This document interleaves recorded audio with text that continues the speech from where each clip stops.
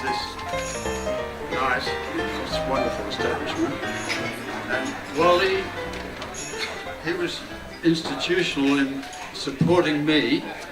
I wrote one poem and he liked it so much. Kristen also, I want to thank. She said, John, you've got to write some more. So I wrote some more, and then Wally stuck me on East Side Radio, and I was forced to write a poem every week, and so hence the book. I also want to thank Bondi FM too for supporting me.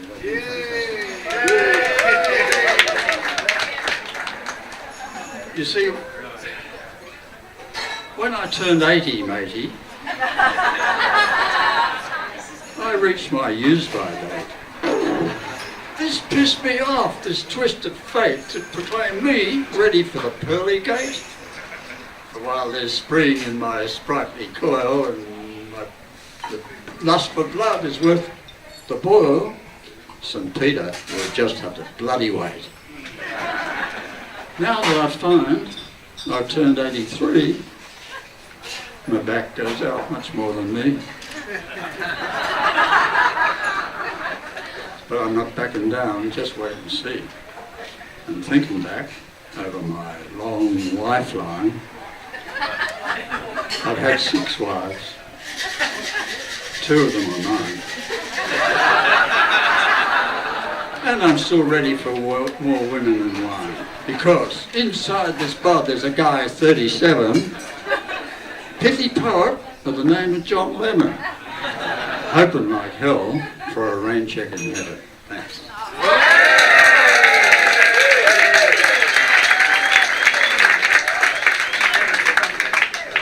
And I want to tell you something. I'm about to become a billionaire. Mountains of money to throw around.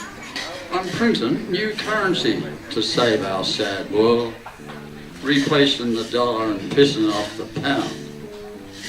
The Money Bureau can tear up the euro, with the yen and the yuan nowhere to be found. The peso will be so piss poor to Mexico, and the unbalance of payments will go underground. If Obama can print zillions, then why can't I? As different to his as a hawk to a hound. No more of my money, I'm printing hug money!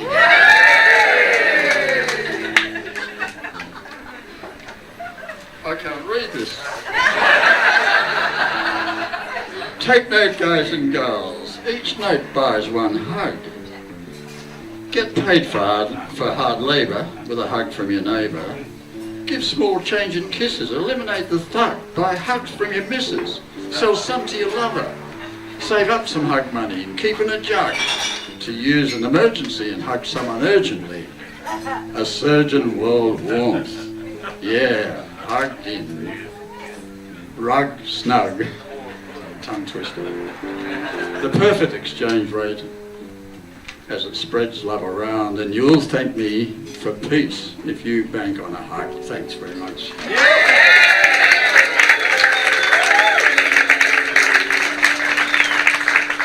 Thanks, John. I sort of never was very much interested in poetry until around about year 10. I found out what some of it could mean. So I learnt it off by heart. Thank God I've forgotten it, but I can remember the first line. So I was on the good ship Venus. And from there by Christ, you should have seen this. Michael Caton says it takes him back.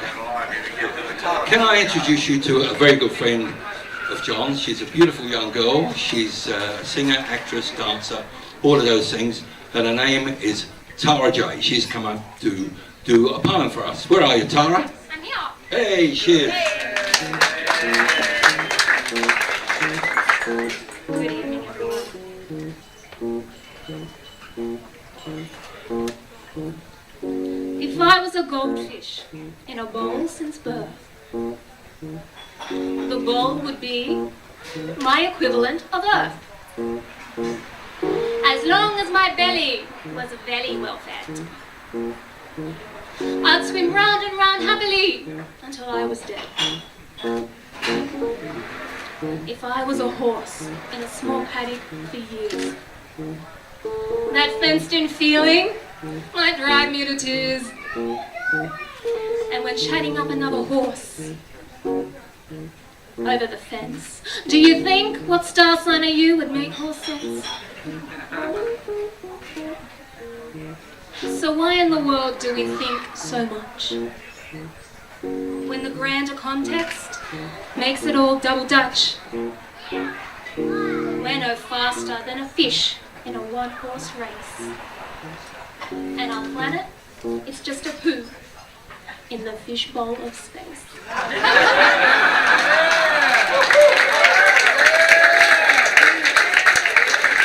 Hello, Jack. A great pleasure to introduce our next presenter of poetry, and someone I've got to know a little bit over the last. I've admired his work for many years. He's a very old friend of Jon Hawley, John Lemon, sorry.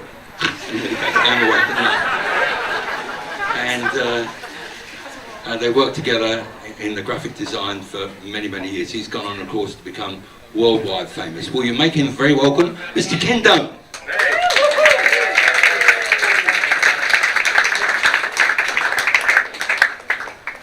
Thank you. I've fallen for Sophie. She's black, soft and plump. Her loving arms soothe me when I'm down in the dump.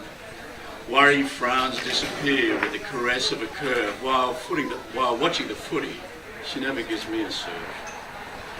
Such a warm, welcome sight coming home, hassled, harried, doesn't nag or complain, or need to get married, or fake phony headaches, or complain of the weather. Yeah, I get carried away when we lie there together. When the flood season came, I'm sorry to say it was my dear Sophie's turn to get carried away, taking me with her as I woke up in fright, locked in her arms and swept into the night. Sophie went down on me. My feelings rang deep. Without Sophie the sofa, I might have drowned in my sleep. Then I had to replace her, you'll say I was wrong, with a younger French model called Sheree the Chaise Longue.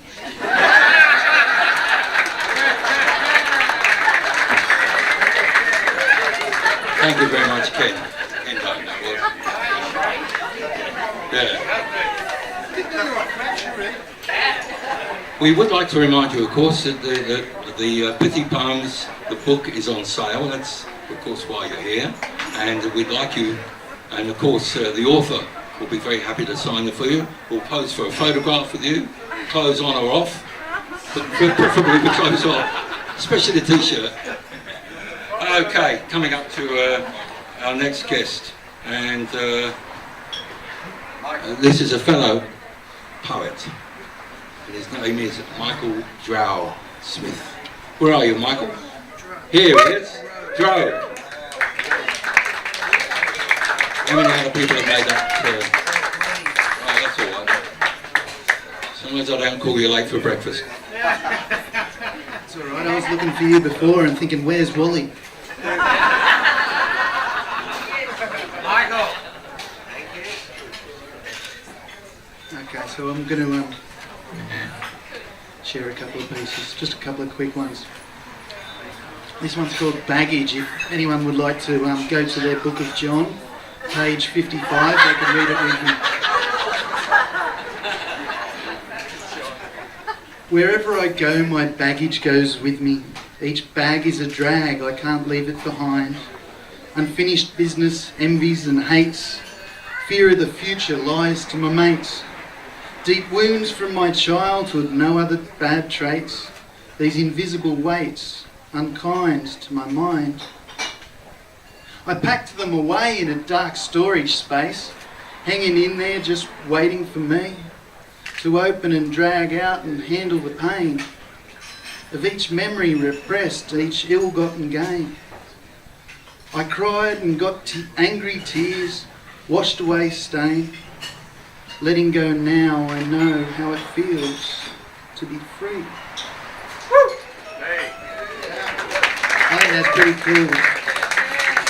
I've actually had the pleasure of watching Jon go through this development, and yeah, he's found a freedom since he started writing. I'll encourage everyone here, write lots, get it out, turn the page, forget about the bullshit, get to the next problem. Art is therapy, it's the only way. Well, it's the only way I stay sane anyway. You're not saying, Michael, let's be honest. Semi-sane. This next one's called In Touch on page 1, 2, 3. If humbly I could touch your life with love and support the way your journey leads, from darkness deep toward light above, help to sway the subtly sown seeds of understanding that reveal the dove of peace winging you on your good deeds to a well-earned happiness hand in the glove. With my own true paths, my wish succeeds. There we go. Since Wally's not here, I'm going to do a quick one. Here's a quick one. This is one of mine. Sorry, Jon, I'm taking my poetic license. I've got one. How fast the world moves. Change can happen in the twinkling of an eye, the onset of a swell, or time to actually finish a thought. Change can be as easy as tying knots, not to say that that's all too easy either. Some tie the knot before they consider which purpose for what knot. It's better perhaps to comprehend your knots and have knots available for the right situation so you can change the rope and reuse it, rather than buying more or getting knotted. Even knowing lots of knots, I know not a lot. Good luck.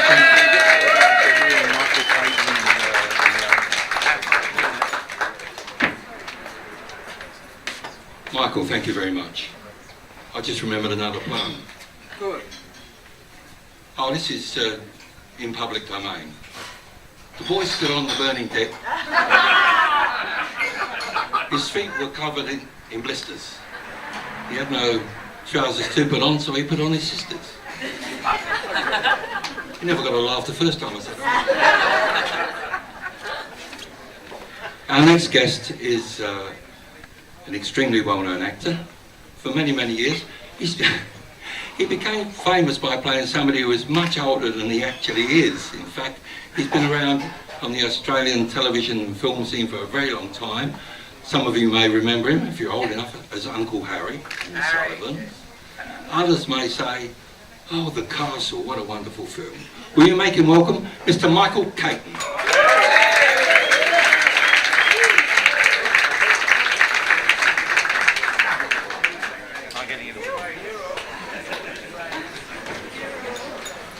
Hi everyone.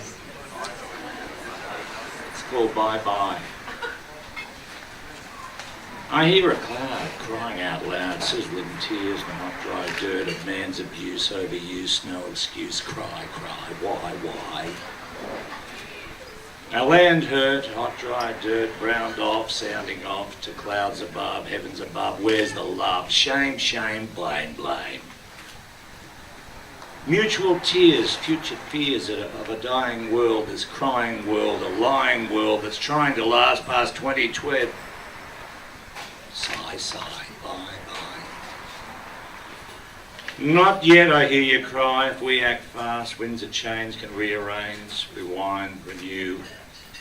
It's up to you, leaders, to go, go, blow, blow.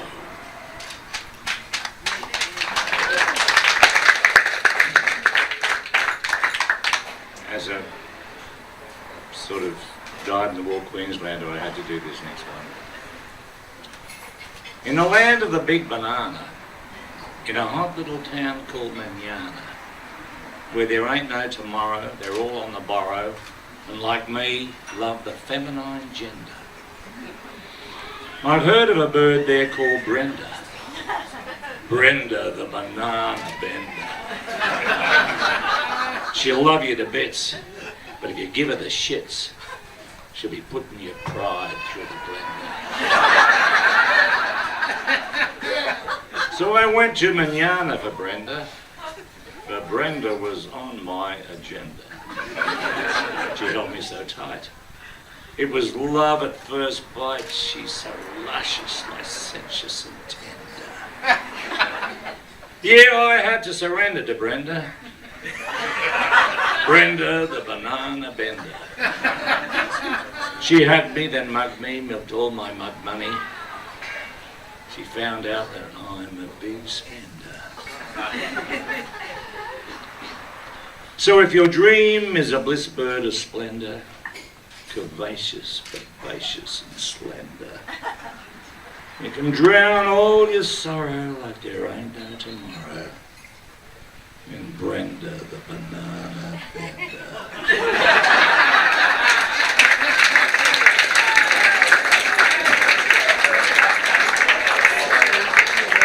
Michael Caton. Isn't he wonderful? Let me tell you of the celebrities that we've asked, or the people that we've asked to perform, all of them have said straight away, there was no hesitation, there were no no's, it was all yes, yeses, and I might say for no fee at all. So we are very, very grateful for that. Okay. Can I introduce one of Australia's most distinguished actors? He's had a long and checkered career, and it's been a pleasure to invite him to. I read today. I got an email that he's going to be appearing in Byron Bay at the Blues Fest with his band. So he's got another talent that we perhaps don't know enough about. He plays harmonica, great harmonica. But he's going to read some poetry tonight. Will you welcome Mr. Jack Thompson?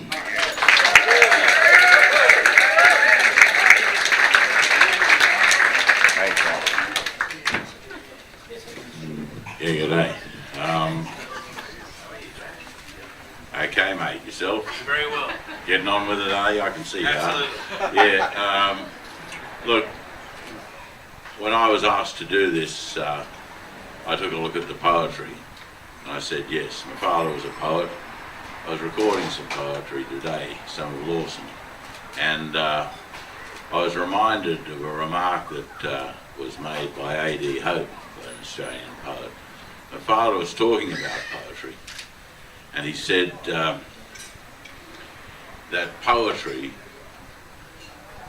is the brandy of literature.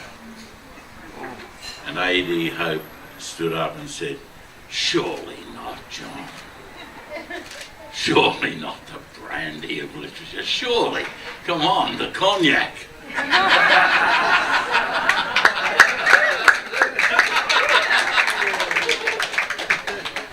I was chatting with Gert at a home by the sea over a hot cup of tea. She's a bit of a flirt. She wears a short skirt. An Aussie, is young and free. This babe is a beauty, a rich and rare cutie. Her fair hair kissed by the sun. So, I chatted her up. I finished my cup, and my advanced was the Australian one. I said, "Listen here, Gert, I'm dishing the dirt." As I went down on one knee. "I'm in love with you, honey. You can have all the money. Please. Will you marry me?" Gert made the right choice. And now we rejoice with her looking after me. No more on the skids. I'm a dad with 2 kids. And my home is with Gert by the sea.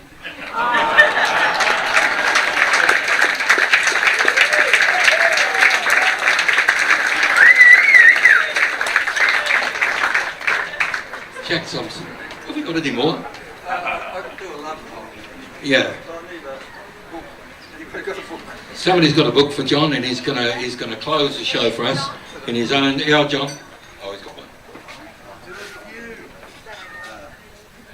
What are you going to do? It's a love poem for a change. A love poem. Focused on anybody in particular? Everybody. Everybody. Yeah. Let's distribute the hug notes then. Yeah.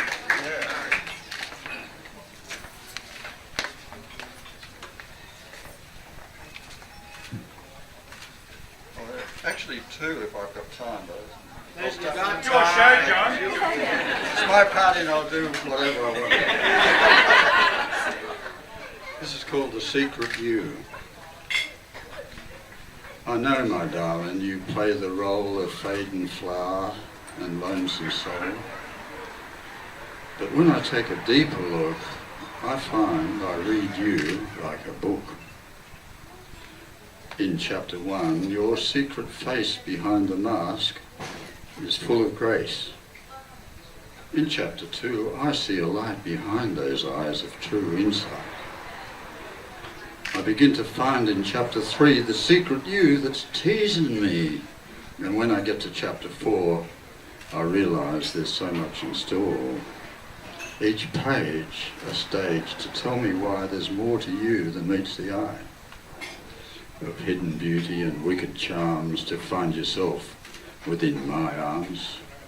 You're a butterfly, cocooned from sight, a radiant being exposed to light. The closing chapter, a beloved heart, a fervent wish we do not part. So in the end, we be as lovers locked together between the covers.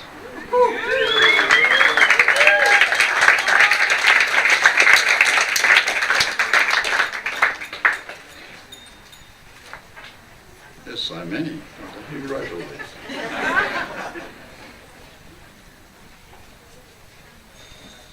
This is called Love Lawn. Bees buzz in my brain, my mind's in a mist. I listen to music that doesn't exist. I laugh at the moon and lick the green cheese, blow kisses to vampires that hang from weird trees. Worlds spin around me in wild wheeling whirls. Winds wind their way through my taut tangled curls. I adore purple diamonds on pink canvas at will. A love bomb has hit me as I paint from this hill. Seduced by eternity in your green eyes divine, my life, love and spirit spills like red wine. Paint in the moment, the whole world stands still. When I'll be your Jack, if you'll be my Jill.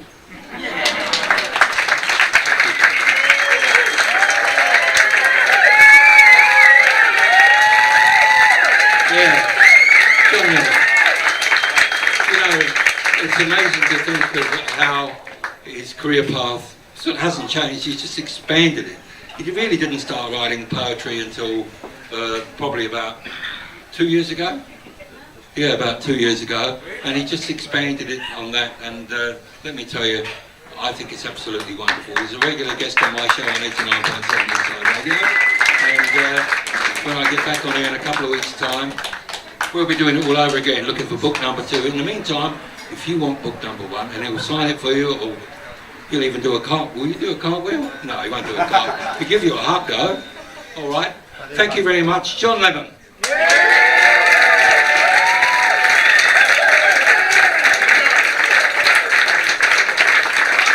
We'd like to thank you all for coming.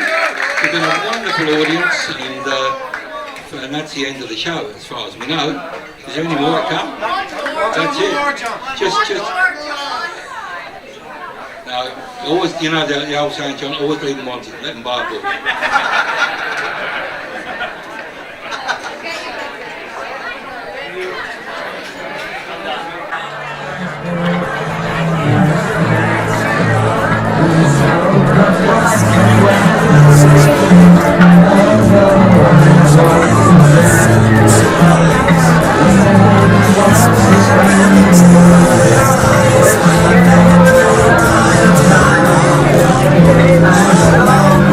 Tell me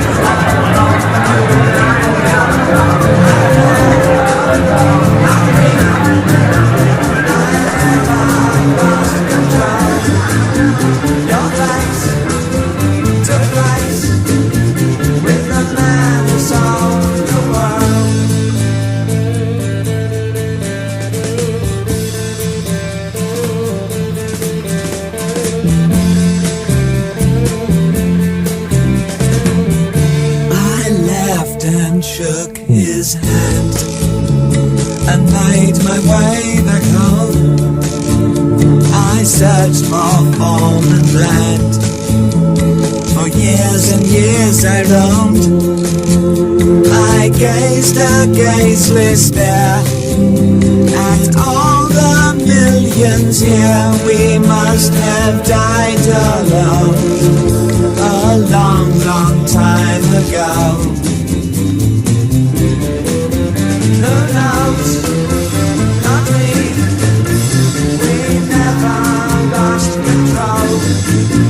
Your place to place with the man who sold the world.